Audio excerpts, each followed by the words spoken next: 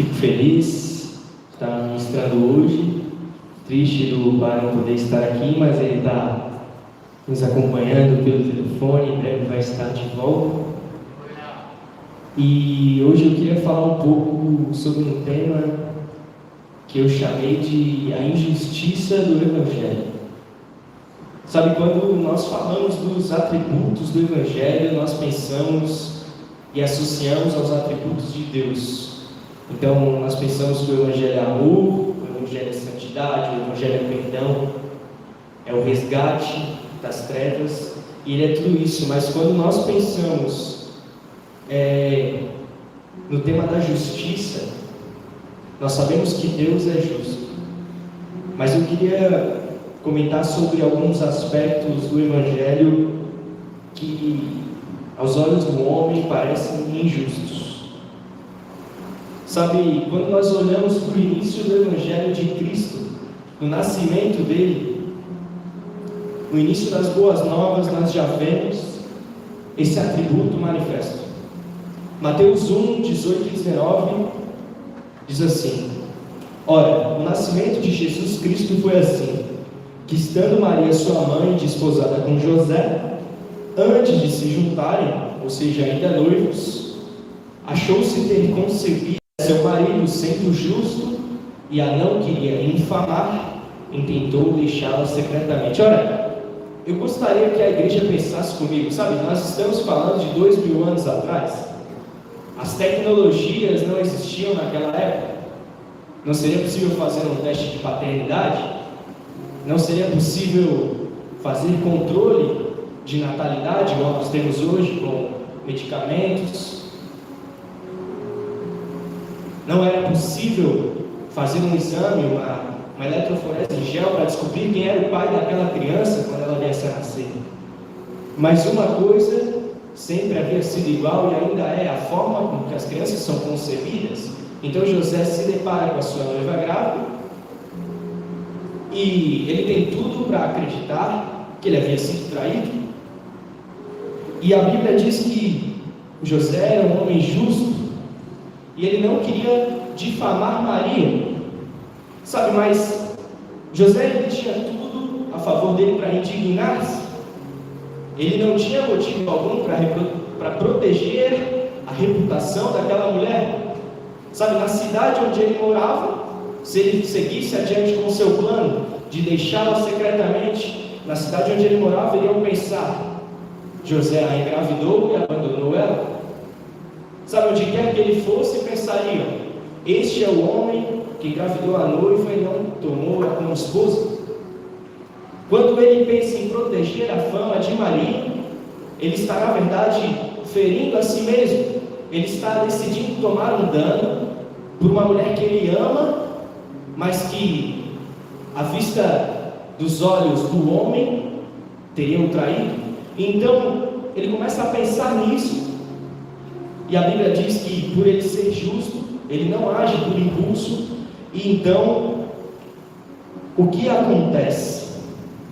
Mateus 1, 20 ao 21. E pensando ele nisso, ou seja, ele ficou ponderando o que ele havia de fazer.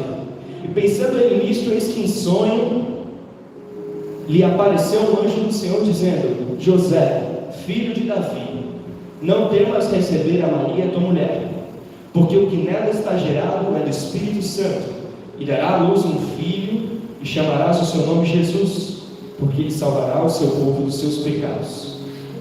Então, por que José demora a tomar essa decisão de um ponto de vista bom? Ele pondera antes de agir por impulso, que ele tinha o direito, a justiça humana de se indignar, mas ele decide parar e pensar. E quando ele dá esse tempo para o Senhor entra e sana todas as dúvidas. E quando o Senhor sana todas as dúvidas, ele nos mostra que a justiça de Deus não se parece com a do homem. Sabe, mesmo ele sabendo que aquele filho realmente vinha da parte de Deus e que seria o Messias, imagine que quantos não acreditaram neles? Eles casaram mais rápido, que ela ficou grávida. Sabe, a direção do Senhor foi para que eles não se importassem com as aparências e tomassem aquela injustiça, porque tudo estava no controle do Senhor ainda. Isso já não importava, porque o Senhor tinha dado uma direção, e a direção do Senhor é muito maior do que aquilo que parece injusto aos nossos olhos. A direção pessoal do Senhor é o que garantiu, é o que motivou eles a sofrer esse dano público e lhes tornou parte de algo maior. Mas a grande verdade na minha vida é que eu não teria sido como José.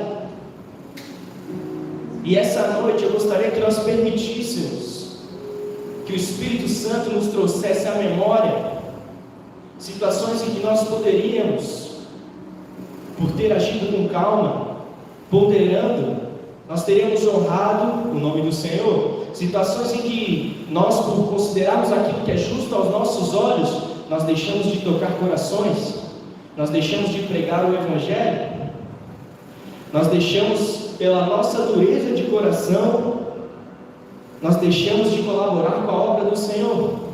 Porque se José tivesse um coração duro e não estivesse disposto a esperar o Senhor dar uma direção, todo aquele plano daria errado. Então o Senhor escolhe José porque ele sabia que era o homem certo para aquilo, e eu não teria sido como José.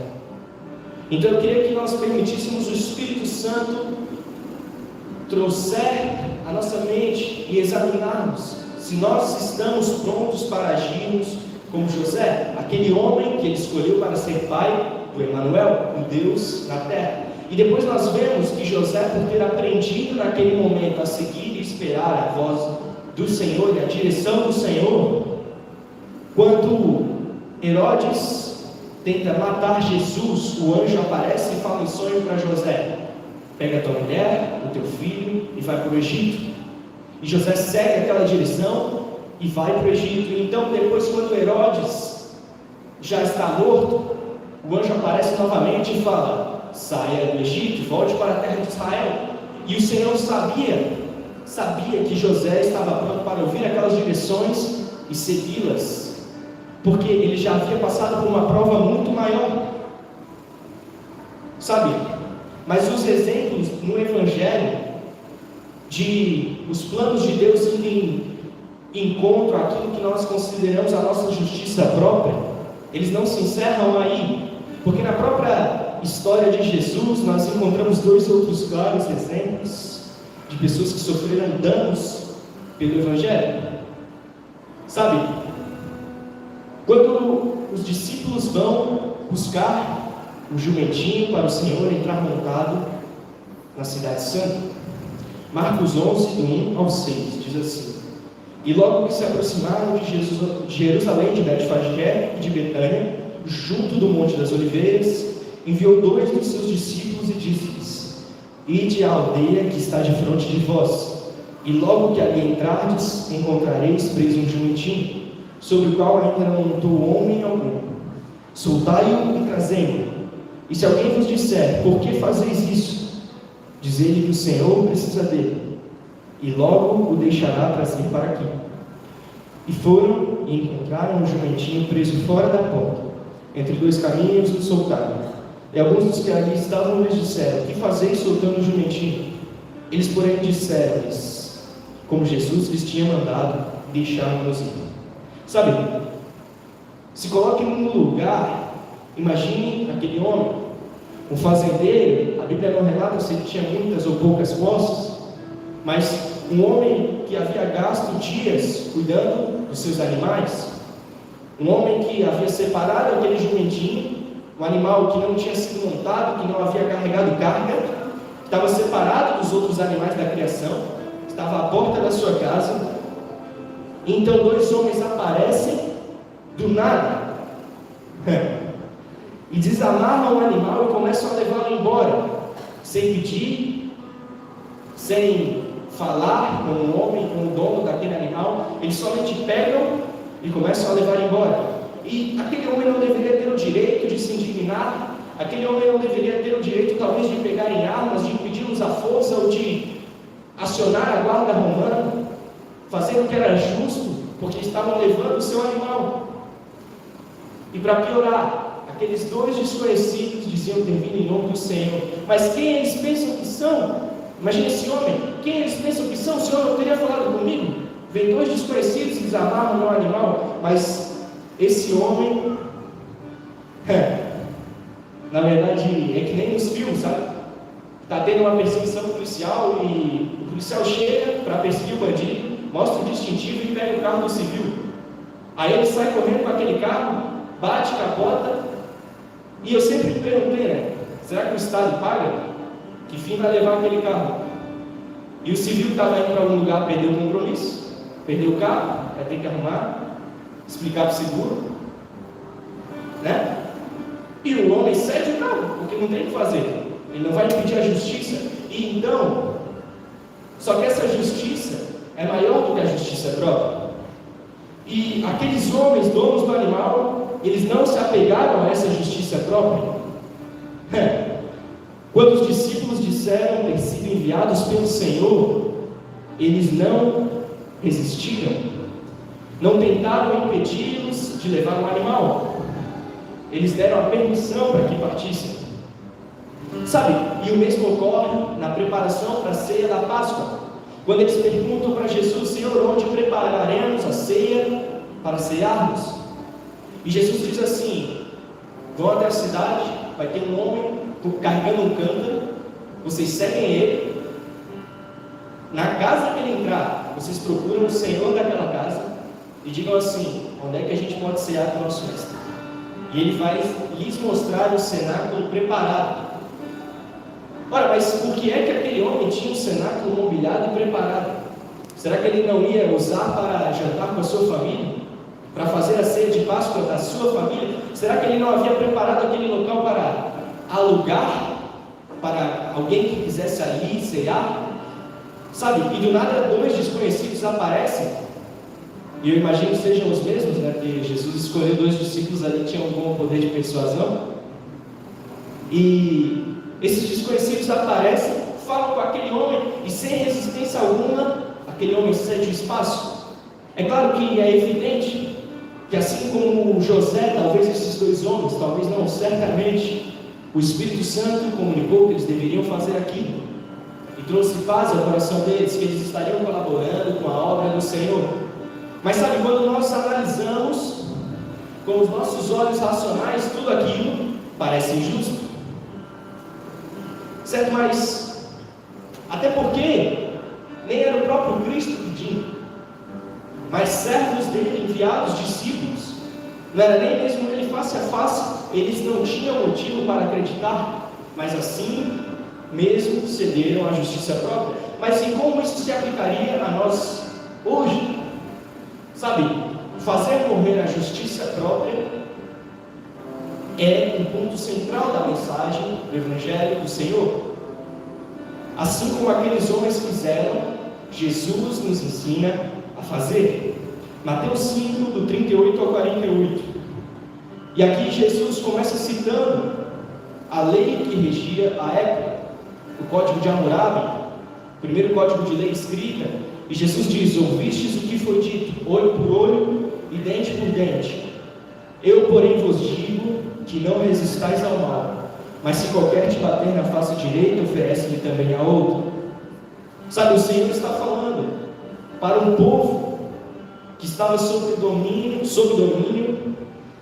dos romanos, um povo que sofria na mão do exército de um imperador, um povo que rotineiramente passava por essas situações de apanhar numa face,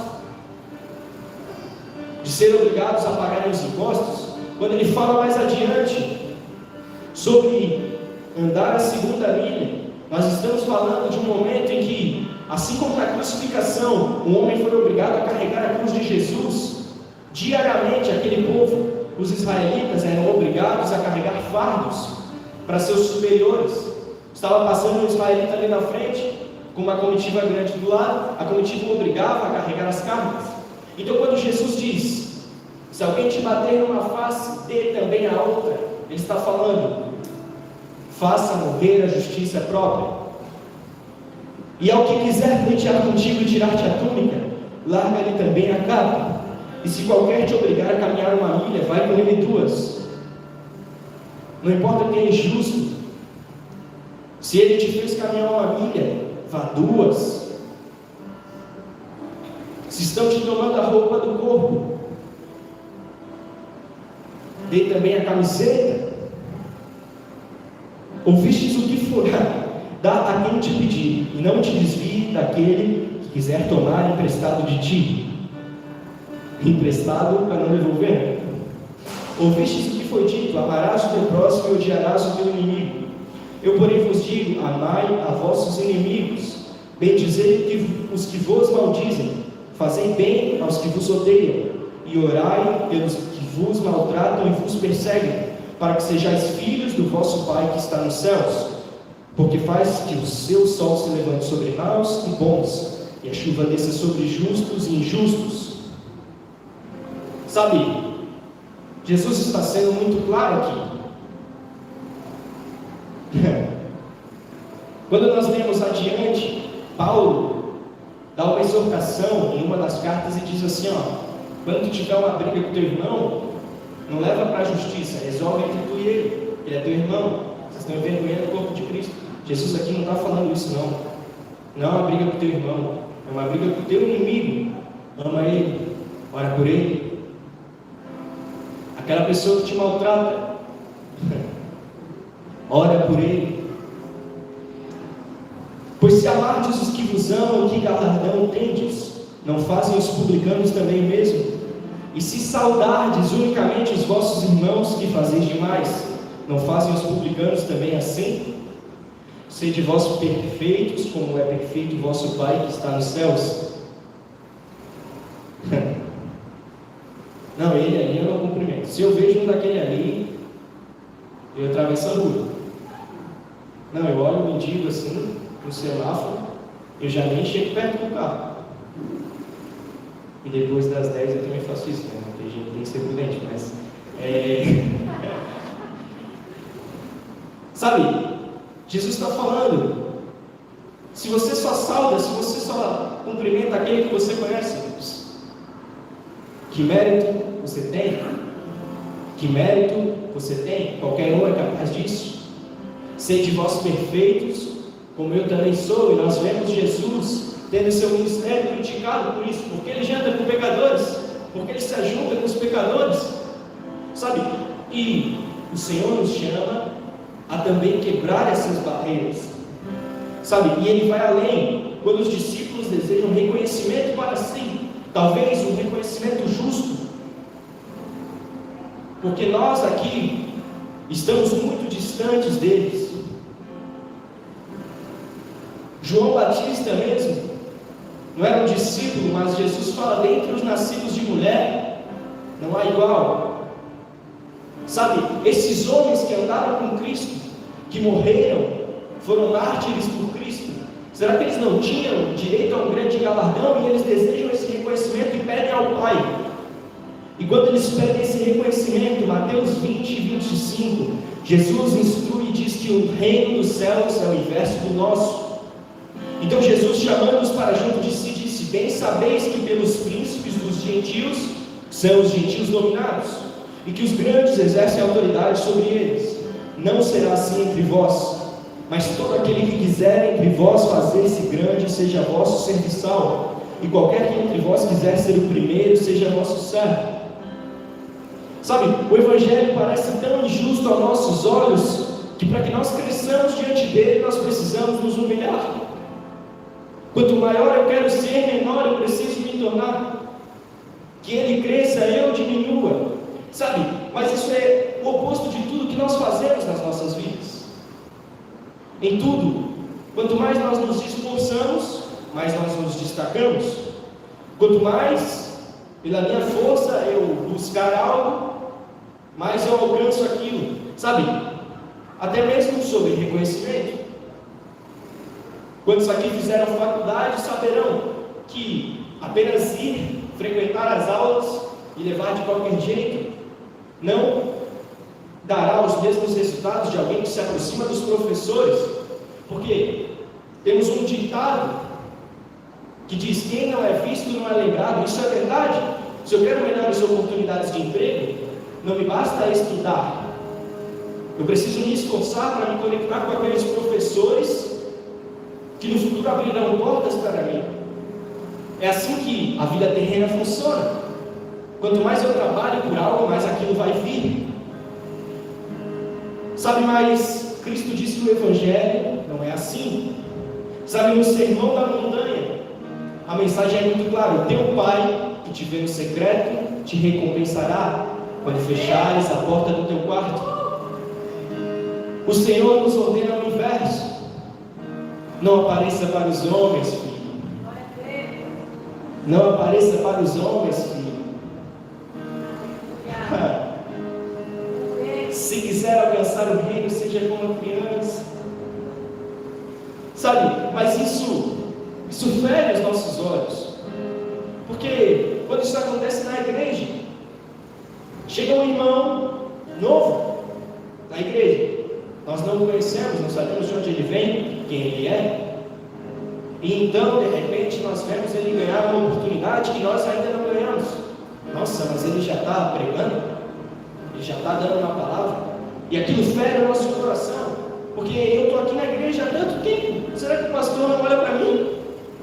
Será que o pastor não me vê aqui? Mas você não conhece o secreto daquele irmão, porque o Pai que vê no secreto é quem recompensa. Então o Evangelho ele parece injusto aos nossos olhos. Nossa, eu estou aqui há tanto tempo, parece que o pastor esqueceu de mim, sabe? E nós nos ferimos com aquilo. Nós queremos ter razão, nós queremos transformar numa troca. Desejamos questionar a liderança, questionar a Deus. Mas Cristo nos ensina e demonstra que o Evangelho não é sobre ter razão.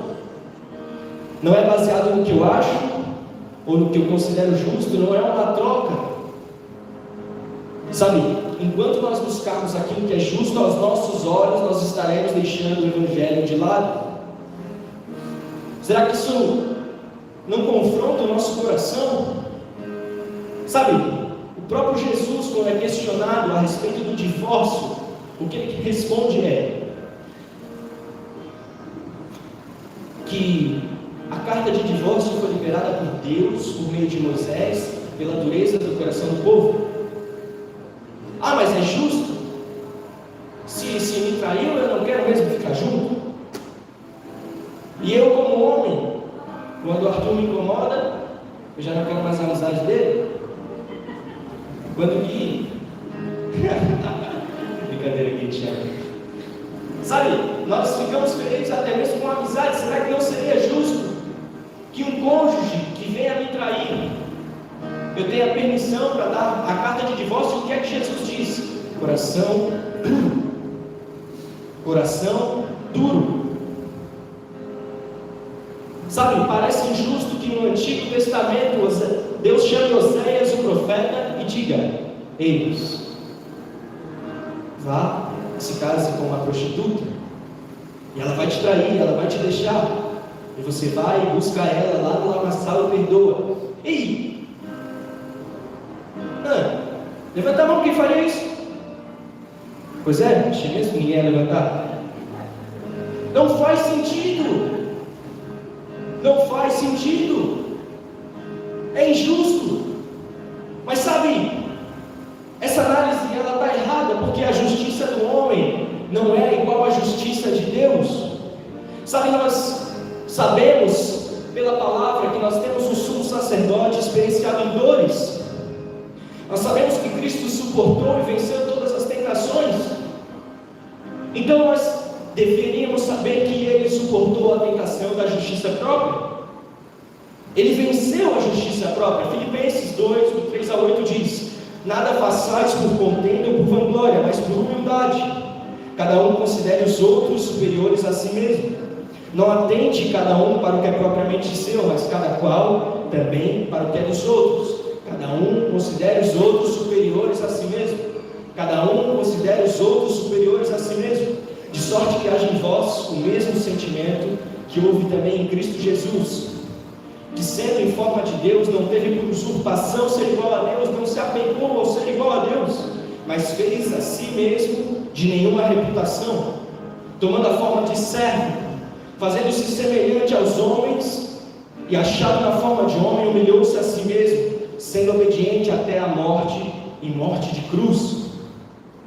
Sabe, ele venceu a justiça própria, quando ele se deu em uma cruz por mim e por você, quando com os braços abertos, pregado injustamente, se sentindo desamparado por Deus, ele foi fiel até a morte.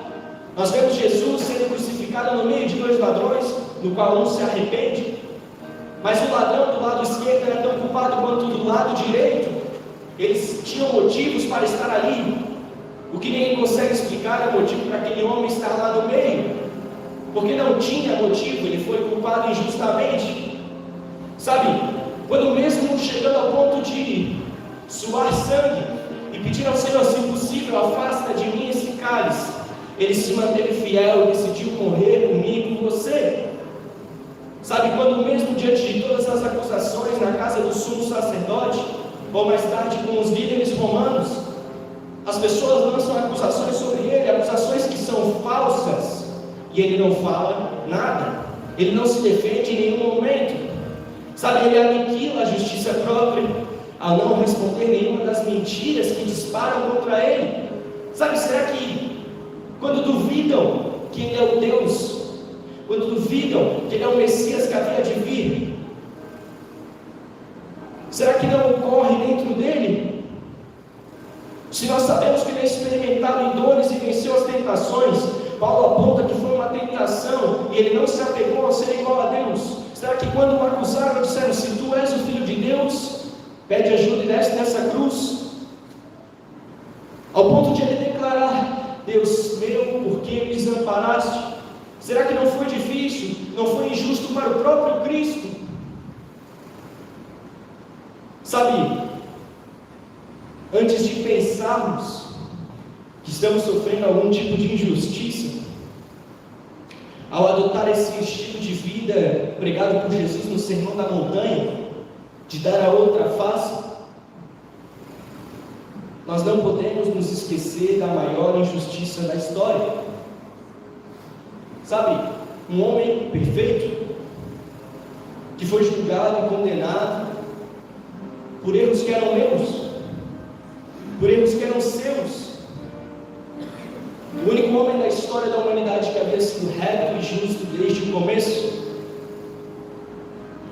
E mesmo assim, tudo aquilo veio sobre ele. Isaías 53, do 3 ao 5, diz assim: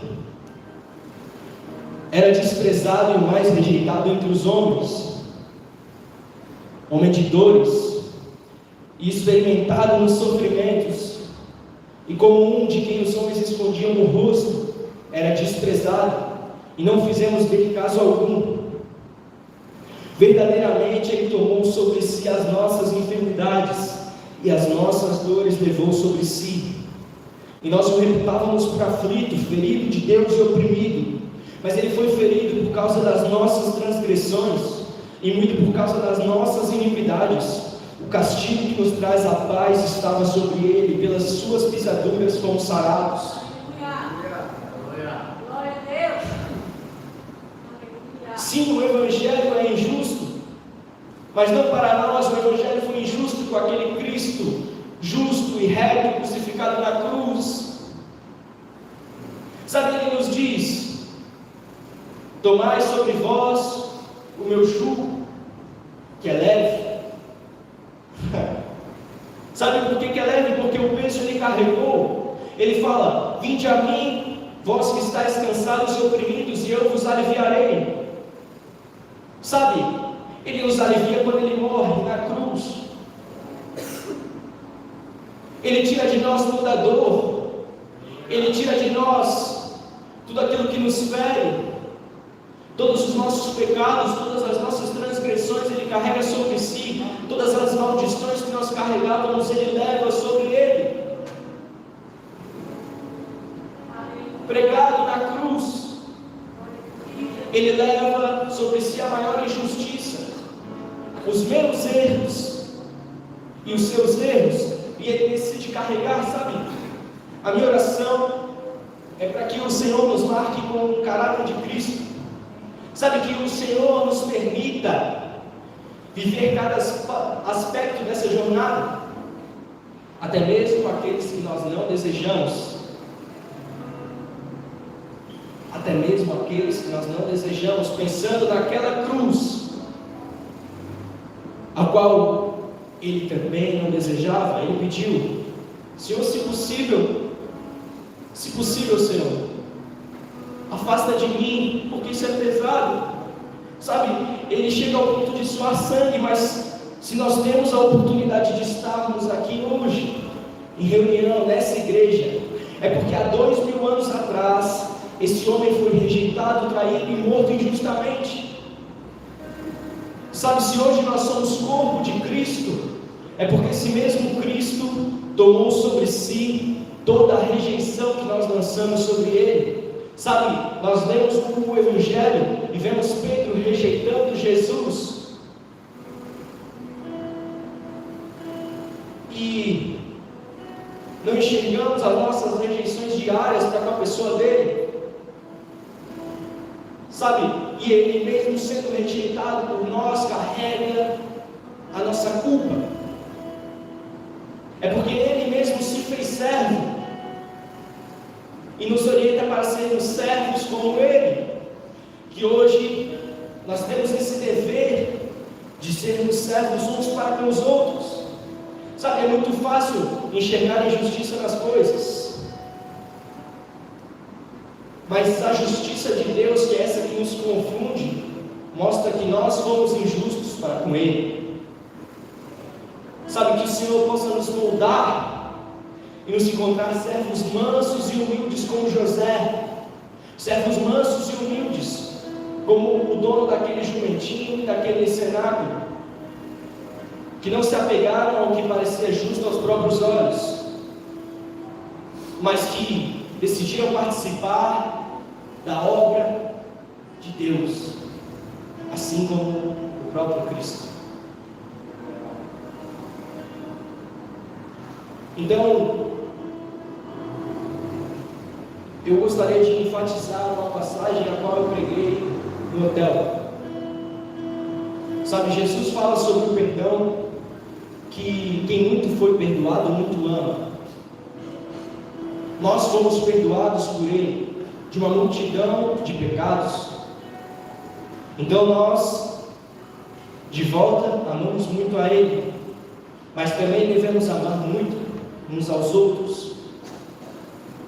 Sabe, o Senhor deixa claro que para sermos perdoados, precisamos perdoar.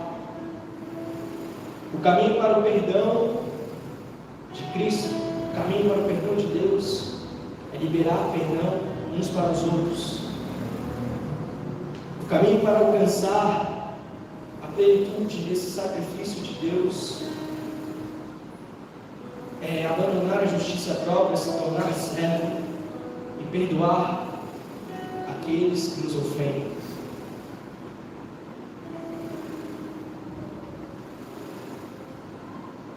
Era isso que o Senhor colocou no meu coração para comunicar à igreja. Eu queria chamar o pastor.